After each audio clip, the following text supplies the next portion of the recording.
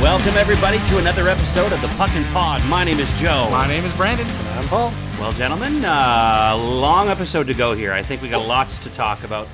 Oh, yeah, you better turn that on. We are on the air. We're on the air. We're on, guys. Thanks to Devin for the on the air sign, by the way. But we got lots to talk about. We got tons to talk about. The first thing we need to get out of the way is last episode we discussed the potential for coming up with ideas who we predict is going to be the top three teams in each division in the NHL this year. And what better way to start an episode than to talk about our predictions? So let's start with, what do you say, the Atlantic first? I was going to say the Pacific. Well, we can go left to right. You want to do Pacific? We'll go left to right.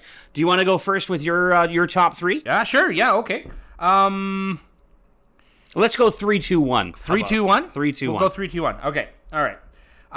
In the Pacific, for me, I'll be bold and I'll just say I truly believe it's the weakest division in hockey at the moment.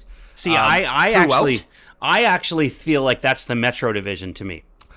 It's I had a really hard time with the Metro division. I think they're probably pretty close. Maybe I did have time. I had problems with the Metro as well. The only reason why, and sorry, this is my rebuttal. The only reason why I think the Pacific isn't as weak as you might think is the fact that the Oilers have been in the Stanley Cup final the last 2 years. Fair enough. So when you consider the teams that have made the finals the last 2 years, the Pacific and the Atlantic, I'm not saying they're the strongest, but they're definitely, I think they're stronger than people give them credit for. That's just the way I see it. For sure. And then I think as a direct rebuttal to that, I would say I don't even have the Oilers in the top three.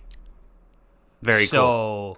So that would be why this year I think it's probably weaker, but right. I'll get to it anyway. Okay, so who do you have as number three? I have the Vancouver Canucks. Okay. I do. I have them in three. It was tough for me, and I think Calgary will be close there as well. And I think Edmonton will be close. I think it's going to be a race for third spot. Yeah. I really do. As you said last episode, the Canucks were a playoff team 2 years ago when they were healthy, right? With their roster being half to three quarters the same, just about. So with returning players like Besser, the progression ideally of Pettersson coming off of a very down year, goaltending tandem that's probably one of the best in the NHL when they're on and healthy as well.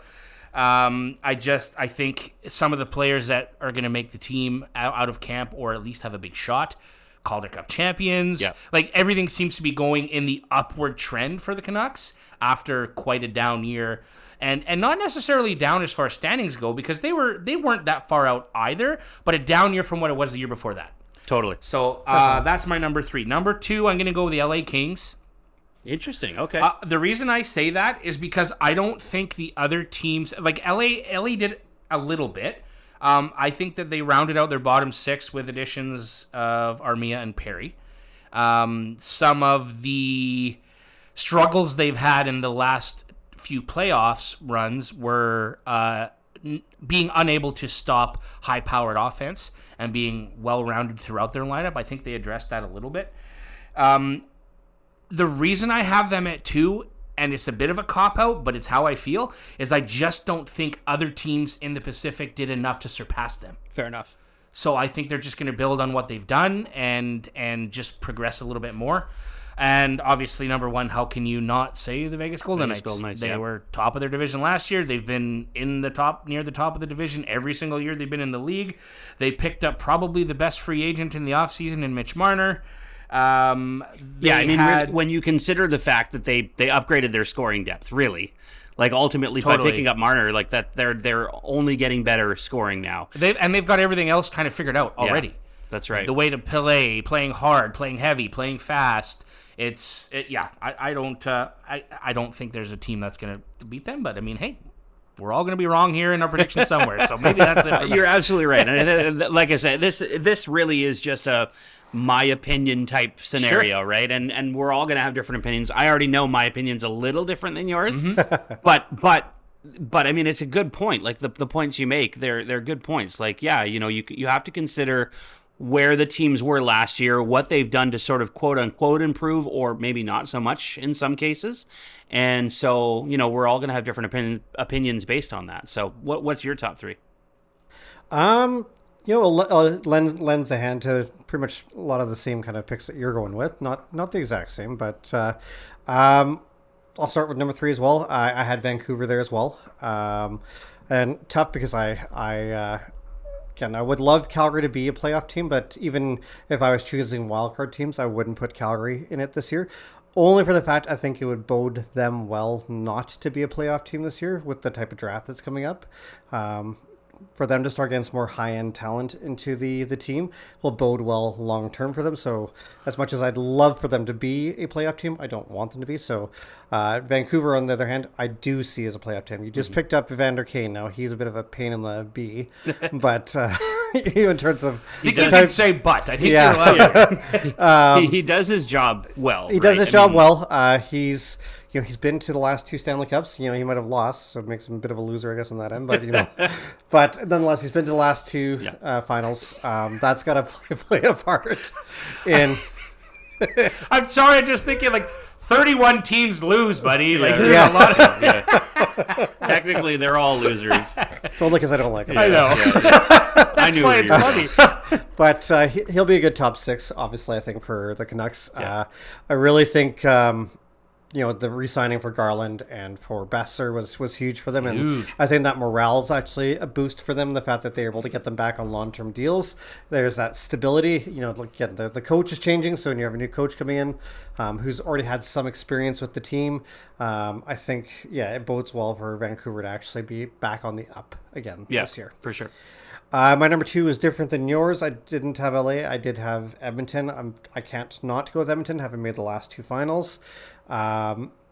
Obviously, they've done some subtractions this year. You got the best 2 of the best players in the world on their team, and I think they kind of overpaid Bouchard. It's a really hefty contract for an only offense defenseman. And you've got to think with that contract for Bouchard that they're putting a lot of pressure on him to improve in the offseason, and they're going to give him more minutes too because of it, right? So you have to think that they're saying to him, okay, we're giving you this much money, but you have to be the guy, right? And so there's pressure there on both ends. They did have a lot of subtractions. Victor Arvidsson obviously being traded away. Connor Brown signing with New Jersey. Klingberg gone. I don't know where he went. I don't care. He did sign a decent contract. Did he? Okay. I mean, was it with Detroit, I think it was maybe? Utah. Was it Utah or? I don't know. I think it might have been Detroit. I have to look it up. Anyway, Evander Kane, as we know, went to the Canucks, and then Corey Perry went to LA. So they had quite a bit of subtraction, but they did pick up some decent players. Curtis Lazar is a really strong 2-way center. Again, maybe not score you a ton of points, but he's really a dog on the puck. Same with Andrew Mangiapane. Was a really big pickup for the Oilers, right. I think, too. And, like I said, we'll San Jose Sharks, by the way. Klingberg was signed with the San Jose Sharks. Honestly, doesn't surprise me. $4 million contract. So I watched Curtis Lazar play for the Oil Kings the year that they won the WHL championship. And when I was living in Edmonton, actually. Nice. Yeah, Griffin Reinhart was captain of the team that year as well. So good 4th overall pick in this draft. Lazar's been all over the place, right? He played in Vancouver for a little bit and then got traded to, I want to say, Jersey. So, he's been all over the place. Yeah, obviously he's with Edmonton now. He was drafted by Ottawa, and I believe he's an Ottawa native, if I remember correctly. Him or it was Eric Cowan, I think, the defenseman. I can't remember who it was, but there was one Ottawa native that they drafted. I thought it might have been Lazar. He was born in Salmon Arm. Oh. Salmon Arm, BC. Okay. Right. Yeah. Maybe I misread something. Sorry. That was why it was such a big deal for him to play for Vancouver, because it was his home province team or whatever. But didn't work out in Vancouver, obviously. Yeah, so like I said, it's one of those things where, again, I can't not put my vote in for them. They've made the last 2 Cup finals. Maybe this is the year. It could be again that they make to the final and that they lose again. That maybe sways Connor McDavid's decision throughout the year and the end of the year. That's a tough one. Who do you have as number 1? I'm also with Vegas on the Golden Knights. Again, some subtractions in Nicholas Hague and Nicholas Waugh, but huge additions in Mitch Marner. Colton Sissons is even a really, really good 2-way. You can play center or right wing, and then they're basically swapping Hague for Lauzon. Hague is, in my opinion, like a really, really good shutdown D-man. Lazon's probably like a B- kind of light on Hague, but that firepower is going to be deadly. Whether they'll make it out of the first round with Marner is hard to say, but we'll we'll see how that goes. They Like definitely he's the good luck charm there, right? yeah. Yeah, that's a fair point. So for me, when it comes to the Pacific Division, I'm thinking about it as obviously a Vancouver Canucks fan. So obviously, what I want is completely different than what's going to happen. Like we all know this, but I do believe Vancouver does make the playoffs this year. I don't have them as third, though. I actually have them as second. And I'll explain why in a minute. First, I'll explain who I have as number 3. Number 3, I have the Oilers, because I do believe the Oilers did take a step back. Where I see they took a step back is actually on the sort of gritty side of things, and that's really what the bread and butter is for that team in the playoffs. They're tough on the puck. They're hard hitting. They're hard forward checking. Those types of things defensively even are what, in my opinion, makes a team more successful. And when you lose players like Evander Kane and you lose Corey Perry, like those guys are probably the guys who drive the teams to play dirtier and harder and more aggressive and things like that. So that being said, and I mean the other part of it too is that in my opinion they didn't get better. Like, I don't see Edmonton as a team that got better. I saw them as a team that, if anything, scoring-wise, they're the same. Yeah. So it's hard for me to see them in a position of kind of tops in the division. I definitely still see them making the playoffs. Yeah. It's hard not to predict that when you've got players like, McDavid and Draisaitl who are kind of running the team, right? But in terms of getting better, I just don't see it personally. When it comes to Vancouver, what I do see, and maybe this is me, with my fan hat on, I just see Vancouver as a team that they were so injury riddled last year that they weren't able to gain the momentum that they had the previous year. And this core is basically the same core that was there 2 years ago, minus JT Miller. So when you look at that, and you look at the fact that people like Besser and Connor Garland are back, and Demko's back. These are 3 Americans that could have gone to play at home if they really wanted to. Yep. They decided to stick with it, and they're going to do something. And I think that shows you that they're poised to do something. So I definitely can see them, improving this year, even above 2 years ago, as long as they have the momentum and they can kind of, hold off those injuries. I think that's the thing that I see. And that's the sort of promise that I see. And then you add a player like Kane, who's going to basically be that aggressive guy that Dakota Joshua was supposed to be. Obviously, last year was a tough one for everybody, including him. I can see him adding scoring, and I can see him adding that aggression that you need. I definitely think it's a positive kind of formula to put together for the team. So that's just the way I see it. And obviously, like I said, I'm wearing my fan cap, but that's just how I would like to see the season kind of play out. And then, of course, Vegas is number 1. I thought you might go San Jose. Yeah. Well, San Jose is really close. No, but no, honestly, like it's hard not to predict Vegas as the division winner here. I think really that's the kind of when you're looking at the division, I think that's the kind of place that most teams are going to strive to beat is Vegas. So now we're going left to right. So let's look at the Central Division. Brando, who do you got for your Central? I struggled with this one. I'm going to be bold with my third pick. Okay. I'm going to go with the Nashville Predators. Interesting. Yeah. That is bold. That's bold. Very bold. I did it on purpose. I just found with the team they have on paper and the way they played last year, nothing went right for that team. That's for sure. They made a couple of additions. Eric Holla, Nick Hague, Nick Perbix. I think Tampa Bay is where he played before. Yes, I think. correct. Yeah. Yep. So they juiced the D up with size a little bit. Holla up the middle. Yossi, Saros, Stamkos, Forsberg, Marchessault, Brady Shea. All guys who had terrible years, who are not terrible players by any stretch of the imagination. So that's really all I got. I just can't see them being as bad as they were with that talent. Number 2, Colorado Avalanche. They lost Coyle, who was kind of a deadline pickup anyway. Yeah. Jonathan Drouin, Miles Wood, Lindgren, Callie Rosen, all kind of role players. So I'm not overly concerned about that. You're now going to have a full year with your captain back in Gabriel Landeskog, arguably the best player in the world, if not the second best player in the world in Nathan MacKinnon. Yeah. In my opinion, the best player in the world, but that's just me. So, kind of speaks for itself there. Dallas Stars.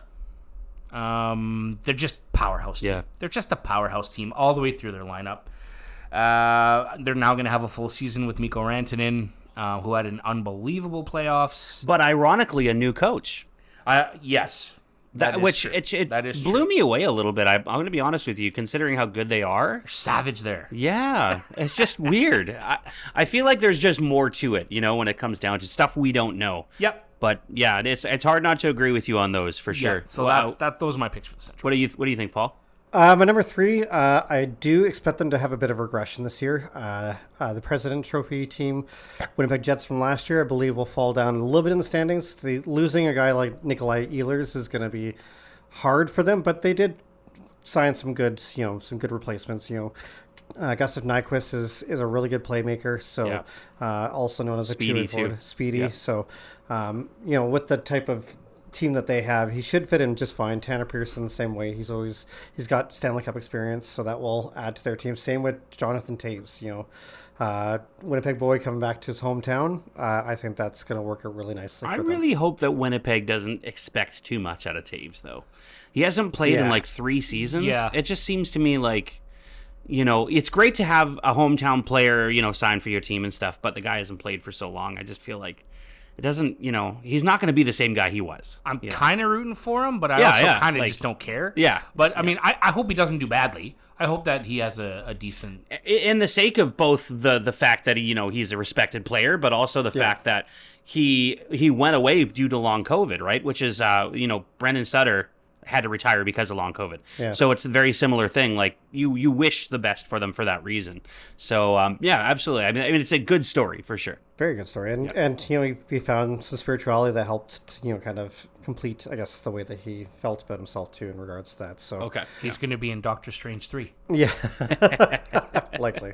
Opening portals and whatnot. All right, what do you got for number 2? I had it tight between these two. I expect during the season it could flip either way, but my second is the Colorado Avalanche. Again, some pretty decent losses for them, like trading away Charlie Coyle, losing Ryan Lindgren, trading away Miles Wood, losing Jonathan Drouin. Like they took a lot off their roster, but again, Nathan MacKinnon, Cale Makar, Landeskog exactly coming back, like 2 of the 3 best players probably in the league. Yeah. So good to see Landeskog come back. Love Brent Burns as the addition on the back end for them. Yeah. I think that's he's going to solidify their back end even more. On and off the ice too, right? Like some of these players, like just real quick for LA too, with Corey Perry and Joel Armia. Yeah. Maybe not so much Armia, but Perry for sure. Guys in the locker room that are going to help too, right? Yeah. I think that's helpful, but It's hard to think of Perry that way from our perspective. But that's all. I've heard good things about him in the Yeah. locker room. Yeah. Right? Obviously, he's a trash guy's can guy. on the ice. But... Guy's guy.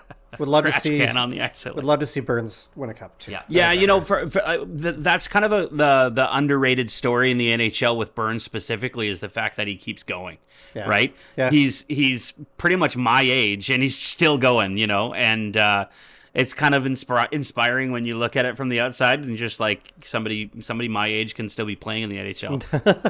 It's crazy to think about, but obviously he's got a lot to fight for. He wants to win a cup, right? So. Yeah, and what better team, right? Yeah. And then, like I said, Dallas Stars are going to be my number 1.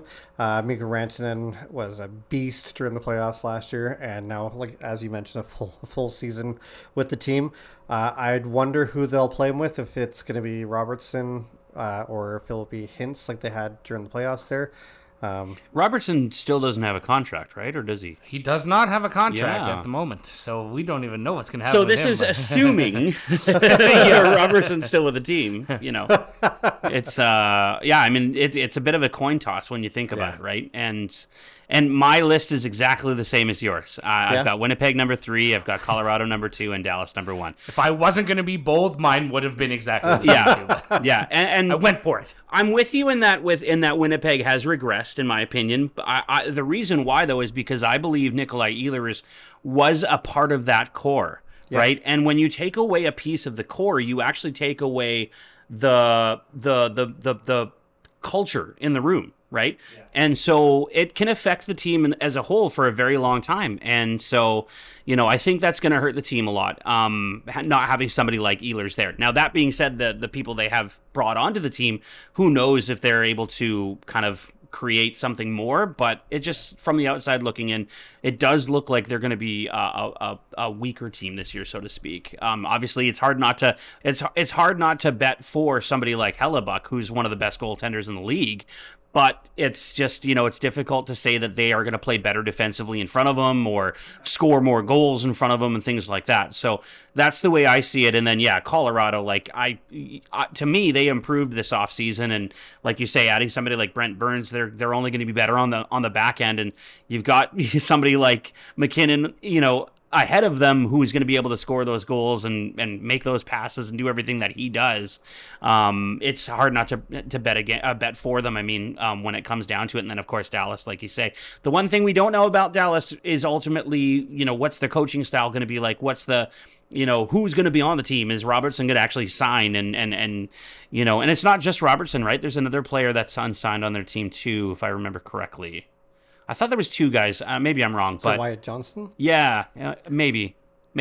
Either way, I think it's Wyatt. This is all assuming that those guys are coming back to the team and they're going to be the same looking team. It's hard not to say they're going to be the best in the division. I do like that they brought back Radek Faksa. He was a pretty good third, fourth line center for them, and they need that kind of grittiness on the team. So I was pretty happy to see him come back. And ideally, something that neither of us have mentioned so far, even though we all picked Dallas, is Heiskanen will be back for a full season too. Yes. On the back end. That's right. Yeah. Well, I mean, and as we all know, you need good defense to be a winning team. And you need somebody who can lead that defense, and he's one of them for sure. So we just had, in case anybody's wondering, I'm sorry I'm peeking like this because we just had some fireworks in the Jays-Yankees game.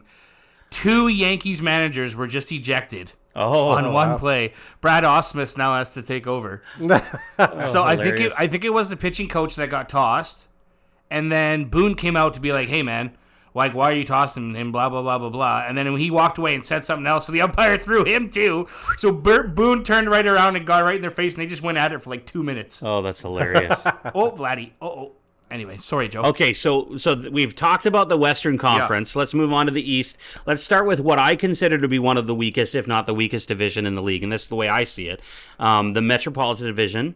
I think we're all going to have different teams on this list. I think so, too. This is a tough one. Yeah. This is a tough one. I'll just start by saying, no, I won't. My third pick is the New York Islanders. Okay, all right. The Islanders, all right. Yeah, I bold again, I know. Yeah. I'm going for it. Obviously, they traded away Noah Dobson, but they also just drafted Matt Schaefer. Yeah. And I don't think there's going to be a question he's going to make the team out of camp. Now, are you comparing him to Dobson, though, in terms of skill level? Like, is he... I don't know a lot about Schaefer. I know he's a good defenseman, obviously, for him to be picked first overall, but is he comparable to Dobson? As far as skill set? Yeah. Yeah, okay. I would say. Obviously not as developed. Right. I think Dobson's 24. Yeah. So he's had a little bit of time under his belt. But I would say very similar skill set. Dobson's more of a shooter. Mm-hmm. I would say Schaefer's more of a play driver. Interesting. Okay. Not necessarily a playmaker, but a play driver, I would say. How about a comparison like a grittier Erik Karlsson? Oh, okay. Yeah. As fair an enough. Example. Yeah. Adam Boqvist, Kyle Palmieri, Alexander Romanov. Unfortunately, a guy like Tony DeAngelo, who's surrounded by controversy at all times, but he's an effective player on the ice. Jonathan Drouin, Emil Heineman. comparable, like D'Angelo's comparable to like somebody like Wilson, right, in Washington, who is just a physical and No, I don't think so. Not See, really. I don't know a lot about him, but what I thought I knew was that he was that type of player. Tony D'Angelo is just kind of he's actually a bit smaller. Okay. Defenseman. Okay. He likes to shoot the puck too. I don't think he's that gritty, but he's a pretty good offensive D-man, slotting in on the second pair. Yeah. Type thing. Effective player. Yep, fair enough. Okay. Piece of crap off the ice, but effective player. Anyway, Yeah. we'll leave that to interpretation. Yeah. Again, I went bold with it. I just think I don't really know what I think. I just think I think that's another situation where I feel like the Capitals have regressed. Like I don't have Washington in my top 3. Okay. And they're older, they're slower. They're just I just don't see see it happening. That's kind of the thing it's sort of the thing you face when it comes to choosing a team like that, right? Where they've got a lot of older players. It's like that's kind of what's happening to Edmonton right now too, right? When you think about it, they're getting older, they're not getting any younger. It's like the Metro Division, outside of what I think the top 2 teams are, 3, 4, 5, 6, 7, they could all make the playoffs. Realistically, I think the only team that's probably not 100% is Pittsburgh. And honestly, that's why I believe the Metro Division is such a weak division, because it's like it could be anybody. I've changed my mind. Yeah, it's just the way. Like I was talking. It's so funny. I got off work today, and Faye picked me up, and we're driving home, and I told her about what we were going to do on this podcast, and I was like, "Well, who do you think would be the top?" Because she watches hockey too, and I said, "Well, who do you think would be the top in the Metro?" And she'd given me team names, and it was very similar to what I chose. But she's like, that's a really hard division to think about, because it's like, really, when you think about the top teams in the league, none of them are on that division, No, and it's really tough. It's really tough. So who do you have as number 2? New Jersey. I think a healthy Jack Hughes, Luke Hughes, another year older, kind of developing. Cody Glass, Dadonov, Jake Allen, Connor Brown additions. Keefe's a good coach. Yep. I just don't see them going backwards. Definitely moving forwards. Yeah. Number 1, Carolina Hurricanes. They made a couple of trades, some signings. Nikolai Ehlers being obviously probably the top fish. Keandre Miller in the trade. They re-signed Frederick Anderson. Logan Stankoven re-signed. I just think it's going to be a full year of dominance. And like I say, again, other teams got worse. Carolina got better. Yeah. How can you not have them in the first spot, in my opinion? 100%. Yep. Paul? I battled with number 3 because as much as I loved what Columbus did last year and almost like barely not making the playoffs, unfortunately. Yeah. I wanted them to be my number 3, but I actually chose the New Jersey Devils as my number 3.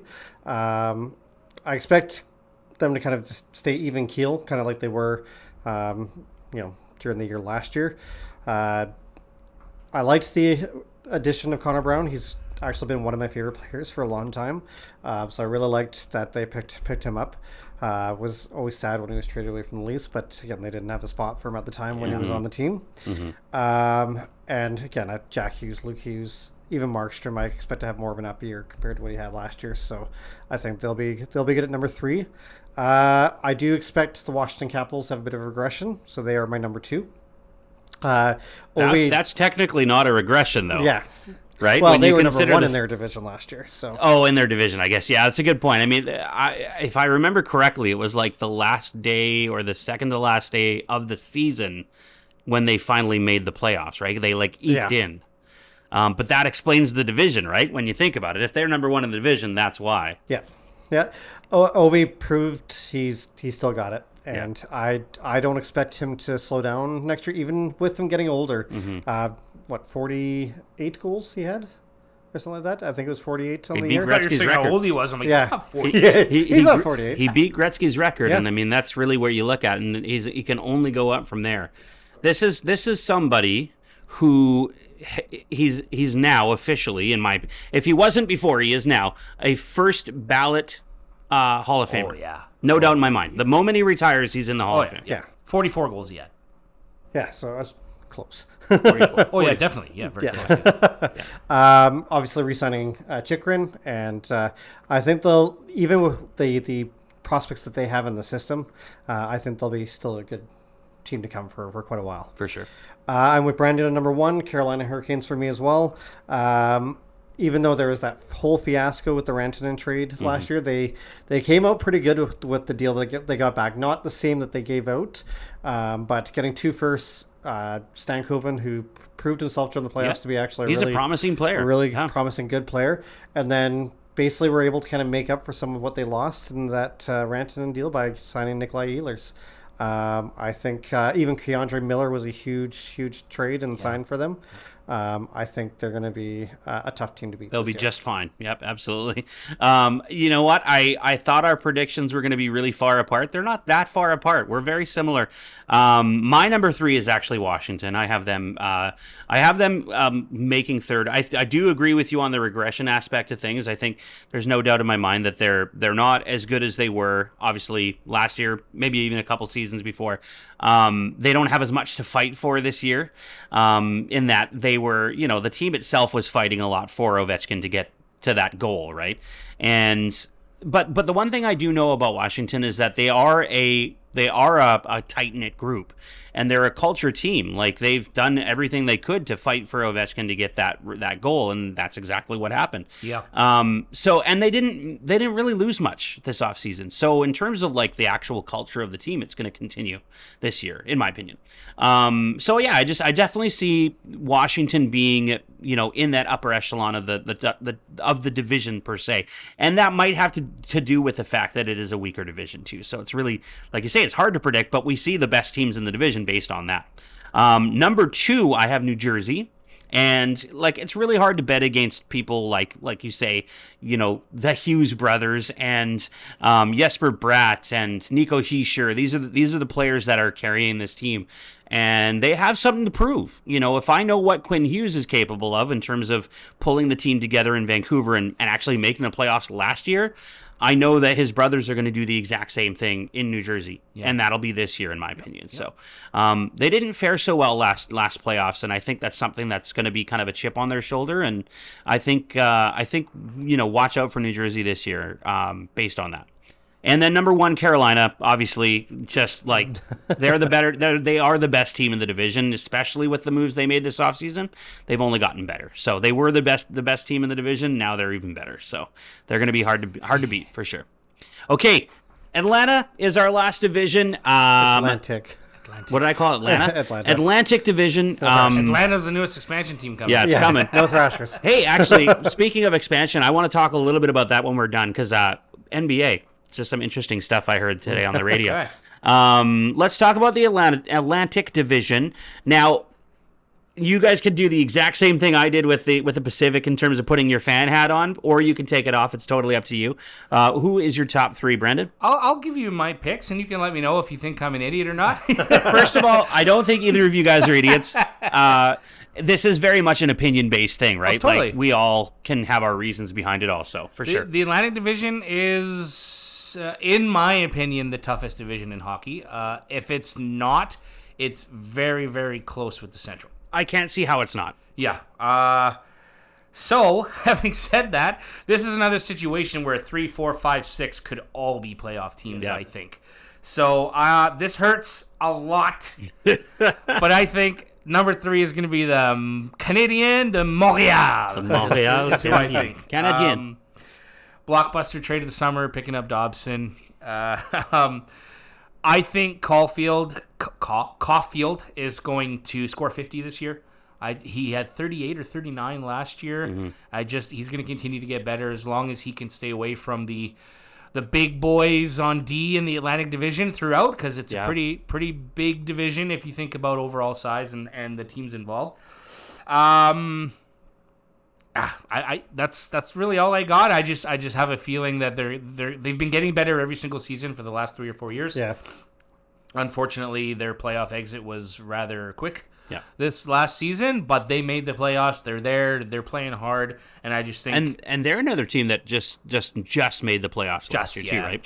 Squeaked in. Yep. I gotta say this because it was that close for me. Both are painful, but it's Montreal or Ottawa that are just gonna be like this, I think. Yeah, I agree with you. I actually think Tampa Bay has gone farther backwards. So I'm with you. I have the Leafs at number 2. Obviously, you're getting rid of Mitch Marner, or losing Mitch Marner is a big deal. That's a 100-point player. That's less scoring on your team. Less scoring, for sure. I just feel that the Leafs have one of, if not the top goaltending duo in the National Hockey League. Yeah, I'd agree. When they're both healthy. Yep. Their defense, which you could say, I mean, honestly, you could say that about any good goaltending duo. As long as they're healthy, they're a good goaltending duo. Yep. If one goaltender has to be relied on more than the other, then that tends to hurt the team, right? So I can see that for sure. I have a lot of confidence in their defense, and I have a lot of confidence in Matthews coming back healthy. I'll just say it. This is maybe my Leafs hat, but he's the best goal scorer on the planet when he's healthy. Yeah. And you can argue with me all day about that, but that's how I feel. Mm-hmm. And I think that they got harder to play against. Yeah. Throughout their lineup. Yeah, in terms of especially grittiness, at forward and whatnot. You picked up players that are what I would consider Berube style players. We always talked about with Vancouver about having Tocchet players. You needed Berube players because they're the same type of goalie. It's the same kind of coach, and I think you're going to get that this year, and you'll be surprised to see the team playing in a different style because of it. Yeah. Number 1, the Detroit Red Wings. And the podcast is over. The San Jose Sharks. And cut it there. Somehow the San Jose Sharks have made the Atlantic Division. Florida Panthers. Yeah. Obviously. Yeah. They've somehow kept their entire team, essentially, from their playoff run a year ago. And, I mean, 2-time Stanley Cup champions consecutively, 3 times in the finals. Yeah, it's hard not to bet. I don't know what else to say about that. Yeah. Paulie, what you got, buddy? Well, it's hard to vote against a John Cooper team, but I am going to vote against them this time. And same thing, Montreal Canadiens. Their top 2 D pairings are going to be insane to play against. And Hudson had the year that he had last year. Dobson being the type of defenseman, he's got a bit of grittiness to him too. Like, he is a puck mover, but he's got some grittiness. I believe Cole Caulfield's also going to have a big jump this year. Suzuki's their captain. Hopefully he starts to bear a lot of responsibility and weight for the team. So I definitely see them at number 3 as well. I got to go with the hometown team for you and I, the Maple Leafs. The hometown team. Clippers.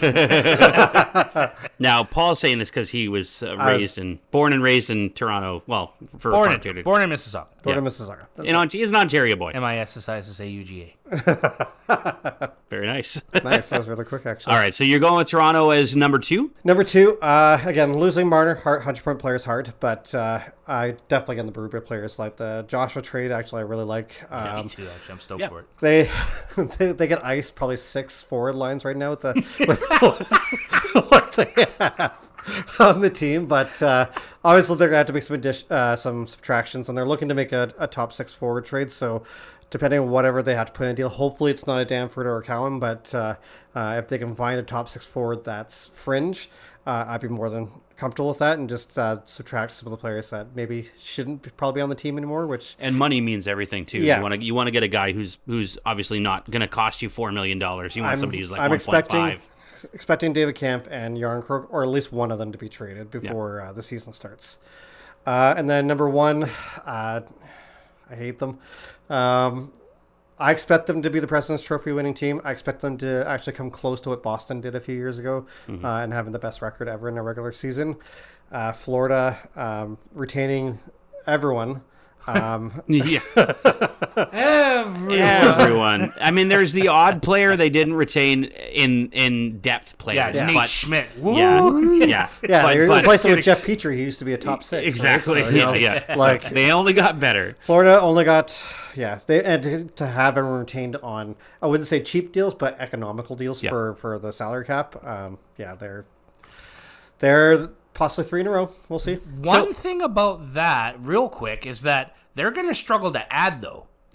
In the future, yeah. So I mean, like trade deadline, if they're close, like they're not going to be able to do much. Injuries will hurt them too. When you've got players who are injured, you're relying so heavily on their depth players to be able to maintain, top of the echelon, so to speak. Right? Yeah, but I mean, what they'll probably do is like a month and a half before the trade deadline, they'll have Brady run over Matthew. at like Thanksgiving or something, Yeah. and then he'll go on LTIR, and the first game, Now- magically he's back. We'll see what happens. I mean, with the new CBA. This is the last year. You'll be I able to understand do that, it. but hope maybe we won't see this so often in the next couple of years. Maybe it'll be the modern New York Islanders. Yes, having won yeah. 4 in a row. So. 4 in a row. Ugh. That's scary to think about. One thing I can say, boys, is that our lists, because we're all so close together in terms of what we agree on, I hope the people at home realize that because we're so close together in terms of what we've predicted, we're somebody you can trust when it comes to having an opinion on the sport, right? I'm with you guys. The only difference in my list versus yours is I don't have Montreal. I have Ottawa as number 3. It's a roll of the dice. It is, like you say, Montreal is definitely better this year. I have sort of predictions as to what's going to happen with them, in that I think injuries are going to hurt them a lot this year, and I think somebody may even get fired. We'll see. That's just my prediction. But I have Ottawa as number 3. I just feel like they feel like they've got something to prove this year, and they're going to try and do what they can to prove it. And maybe just this year it feels like this is the year where teams, are going to kind of come together and make something happen in all the divisions, right? But that's where I see Ottawa this year. Number 2, I have Toronto as well. They're going to be up there in terms of like number 1 in the division when it comes to the scoring, like you say, and the defensive depth is there too. It's just going to it's going to really be a matter of, can you score as many as you did in the past, and can your goaltending keep up? But again, it's going to be hard to keep up with Florida with what they're doing as well. So that's the way I see it, and it's kind of almost like a given when you look at those top 2 teams, right? So. That's a pretty fun list, I think, and it's nice to see that we're all kind of on the same page mentally when it comes to thinking about hockey. But when you get a kind of a twist there when it comes to the Metro Division, like I say, a weaker division, you look at it and you're just kind of like, it could be anybody. It could be anybody in that top 3. But yeah, I think the other 3 divisions kind of obvious in terms of who's going to be number 1 in each division, at least, considering we're all the same, really 1 and 2 in most of them there. So yeah, pretty fun list. We have to make an effort to come back and check our predictions. Yes. At the end of the season. We'll have to remember. I'm going to save this note and come back to it later on and see where we're at. Yep, for sure. There's always been this talk about expansion in the NBA, right? Like they're saying that they're planning on 2 expansion teams in the near future. Nobody knows specifically when, but one of the expansions is going to be Vegas, from what it sounds like. And another one is possibly Seattle. At least that's what everyone's talking about. Those the 2 expansion teams. The players recently have been asked around the league, and most of them, believe it or not, want to play in Vancouver. So Vancouver is going to have two teams, I guess, either run a camp or play a game or 2 in Vancouver this year during the preseason or what have you. And one of the teams is Toronto. The other team, I've already forgotten. I think it's something like Houston. It might be Houston, actually, because I believe it was Kevin Durant was interviewed, and he said that he wanted to go to Vancouver, and they all think the city's beautiful. They all think it's wonderful, and they said, basketball in Canada is really taking off, obviously, with Toronto. It's kind of exciting to hear that the players themselves want to go and play in Vancouver. It just makes too much sense. Yeah, I don't get it. It's crazy when you think about what the cost is to put a team there. Like, to buy a team, it's like billions of dollars. What did we decide? It was like $6 billion or something like that. 4 or 6 billion. I think it was 8. I think it was double what the fee was for the NHL. Yeah, which is 4. yeah. So. You look at that and it's like, I can't see anybody doing that unless you get a conglomerate together to like make something happen. But that would be incredible to get a team in Vancouver. And the fact that players, I remember when the Grizzlies were in Vancouver, nobody wanted to play in Vancouver. And here we are looking at a team that could possibly come one day and people actually want to play there. That's pretty incredible. Being in a partnership with the NBA, and as we talked about previously with the TV deals and the broadcasting and the revenue from that, owning an NBA team in Vancouver right now would be a no-brainer. No-brainer. Yeah, no-brainer. Pull together some partners. Hey, Michael Yeah. Bublé, what are you doing? Like, Exactly. come on, Ryan Reynolds. Ryan Reynolds, yeah. Put some money in there, you know? It only makes sense, right? And so it's just exciting to hear that. Like they Yeah. literally played interviews with players who were like they surveyed a bunch of them. They're all like, yeah, Vancouver. So that's really exciting to know that Yeah. players actually want to come to Vancouver. Yep. Hopefully somebody actually forks out the money and makes something happen. That'd be really awesome. Yeah, I think won't be Jim Balsillie, I'll tell you that. yeah, that's for sure. The thing about it is like it's the fans in Vancouver have wanted a team back since they left, and it's only grown since then. So I think that would be really cool to see again, for sure. Well, Brando, kind of flipping the tables here. We're talking about the excitement of possibly having a team in Vancouver again. Let's talk about what's Buggin Brando. Well, what I'm going to do is I'm going to go a little dark to begin with, and I'm going to end a little bit lighter-ish. It's going to get a little political, but it's all related to sports, Fair so enough. I will do my best. Stay with me. Donald J. Trump. Okay. Okay.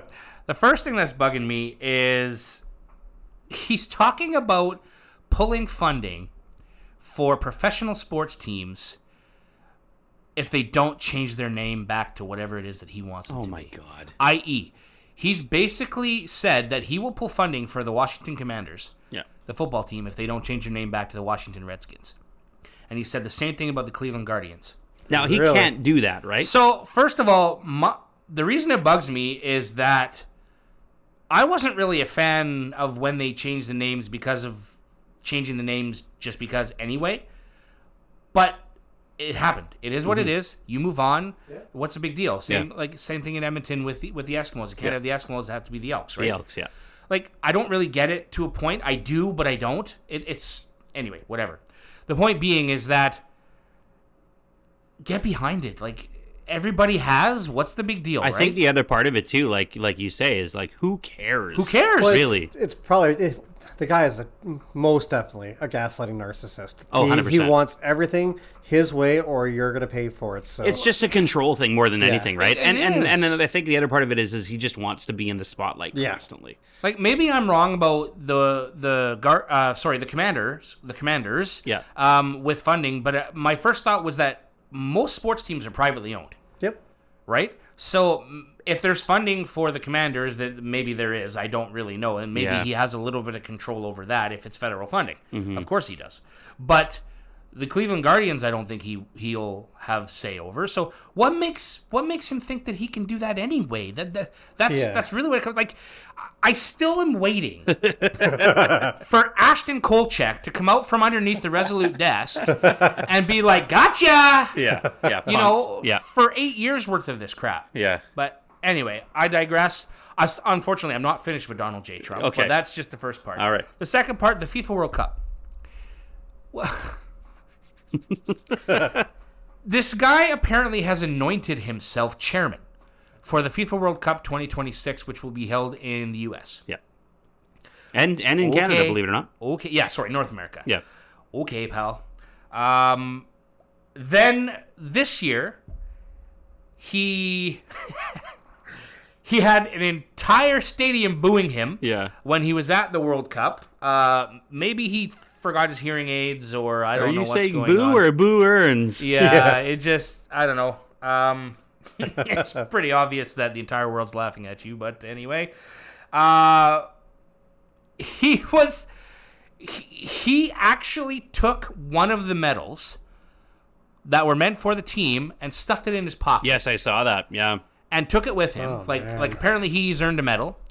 The FIFA World Cup trophy, I can't remember what the trophy's called. I might have it Call it the World Cup. I Yes. guess. Is it? I thought it actually had a different name. The Stanley Cup is what is it again? Anyway, whatever, Paul. Anyway, I wanted to get the facts right, but this guy actually has the FIFA World Cup trophy in the White House. The trophy that the team raised on stage was a replica. Yeah. He took the trophy. Yeah. That's his, apparently. It's his now. So He's like a giant child. That's bugging me. Yeah. He was on stage with the team during their attempted celebration. Even the head of the FIFA or whoever was running the tournament was like, come on. Yeah. Like, get out of the way. And Trump's like, no, I'm good. What do you mean you're good? Like, to the point where in social media photos, they photoshopped him out. Yeah. Of that championship photo that they took with the team, raising He's the cup. probably going to cut funding for them now. Yeah. The Chelsea captain was basically like, I'm paraphrasing, but he had said in an interview a few days later, he was like, I mean, we knew he'd be there. Yeah. But we have no idea why he was on stage. Like, it was actually a bit of a shot to us as players and as managers and staff that have worked this entire season and tournament long to earn this victory, and then this guy's trying to steal the spotlight. Yeah. He's like, it's actually heartbreaking for them, right, as players. Yeah. So I just don't know where this is going to end, and I mean, my segment's going to end now because I'm going to get real heated otherwise. Yeah. But that's that. Lastly, a bit of a cop-out thing, but I always like to have three. What's bugging me is literally there's no hockey. Yeah. It's actually, I was okay for the first month or so. We're about a month after now, aren't we? About a month. Yeah, about a month. Yeah. Just about. It was June. You know, you had the free agency to tide you over a little bit. You know, did, some trades leading up to, some signings. But now I'm like, okay, when's training camp? And it's like, for me, hockey is year-round. I don't care if it's signings, trades, expansion, PED announcements. Like, it really doesn't matter to me. I need hockey in my life 24/7. I saw a post today on, I think, Facebook. The local junior B team in Nanaimo, the Nanaimo Buccaneers, their ice is back in today. I saw the post. Cool. I was like, why would their ice be in now? Like, they don't play till, it can't be till like September, but I guess it's like August. I'm pretty sure, like, when I used to, I mean, you would know more than me, but I'm pretty sure before, like, you'd have exhibition games in late August. Yeah. And then the season would start, like, the 1st or 2nd week of September. I believe that's changed in the BCHL now. Okay, yeah. However, the VIJHL, which the Buccaneers are in, I actually don't know. I emceed for them one season. I don't recall ever doing a preseason game with them. Okay. So... I mean, but it wouldn't surprise me at all if they're doing preseason in August for sure. See, this is the time of the year where franchise mode becomes very, very important on PlayStation. That's right. That's where I get my hockey fix. So that's what's bugging Brando, hey? That's what's bugging me. Hey, you know what? We've got plenty of time between now and, say, our next season to...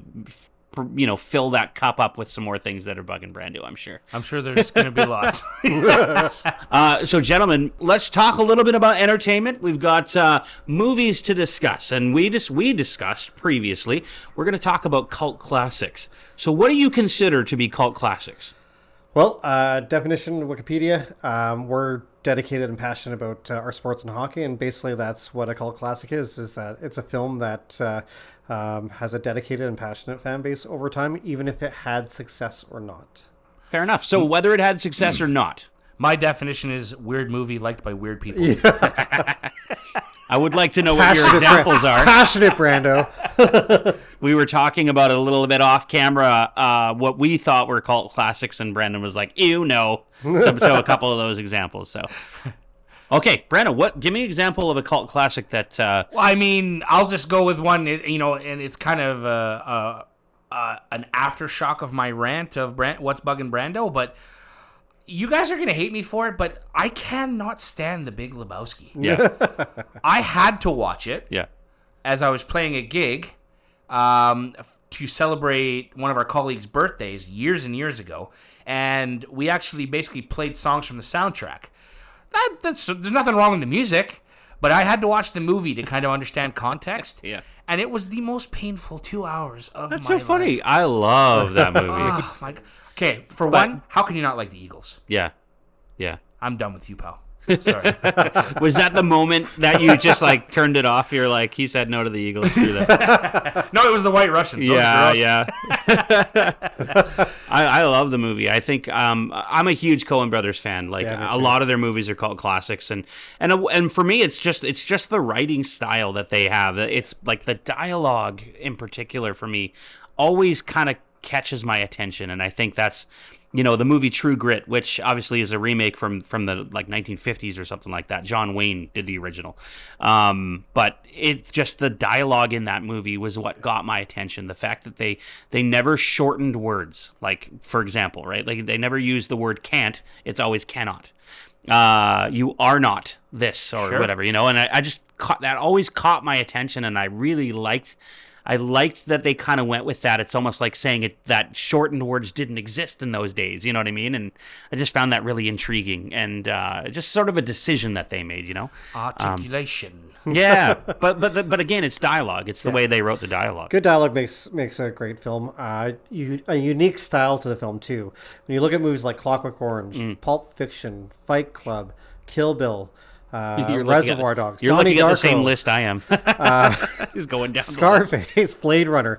These are all films that are not your typical Hollywood trope films, typical dramas or action films. They have a unique style to how they're filmed, to how the directing is done, to how the dialogue is, the way the story plays out, unexpected endings, all those things.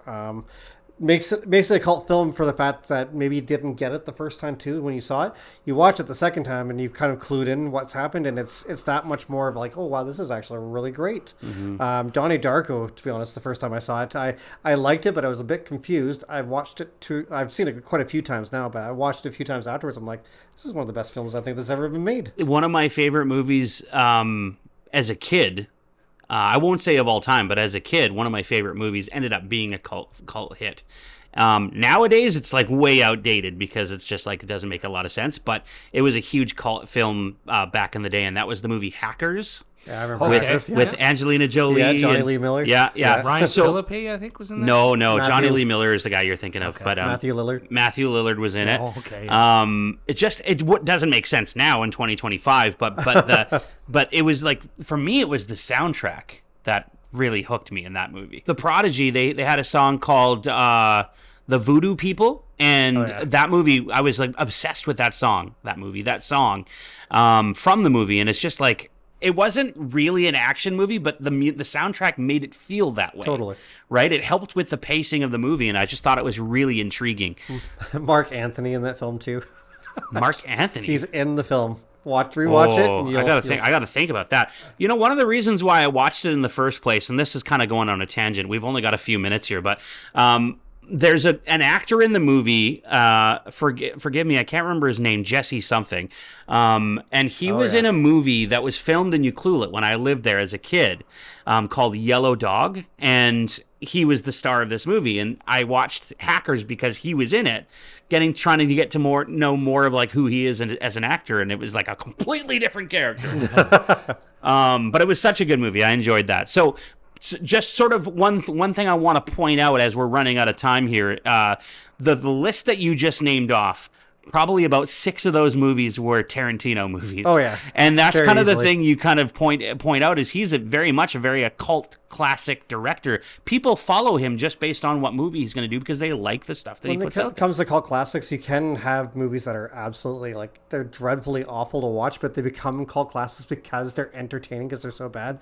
Again, you look at The Room with Tommy Wiseau. That's a cult classic. There was a remake of The Roadhouse, but there was the original Roadhouse, which was a cult classic. Same thing. Roadhouse. Absolutely terrible, but it had Patrick Swayze in it, but it was terrible. Yep. I thought he would be bigger. Yeah. And then even like a movie like, when we were all young, I'm sure we all saw Showgirls at one time. And same thing. I don't know about you. I was doing my homework. No, we talked about before we started recording. Brandon was asking about Ghostbusters, right? And obviously Ghostbusters is a huge and Ghostbusters 1 and 2 were both cult films, and that's the reason why they've got these new movies that they're doing that are Ghostbusters. Jurassic Park, same thing, right? Like. Unfortunately, we are right out of time, gentlemen. But I'm sure we've got a lot more we can discuss. We'll maybe have to bring this back next season and discuss more about... It was a modified segment. We talk a lot about hockey, and it tends to take up a lot of the space. But, gentlemen, it's been a fun one.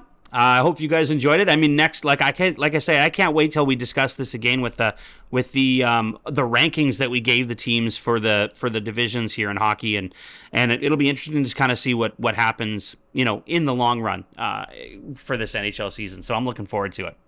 Thank you very much to Rogers TV for supporting the show, and thank you for supporting the show one more time. For the Puckn Pod, my name is Joe. My name is Brandon. And I'm Paul. We'll see you guys in the next one.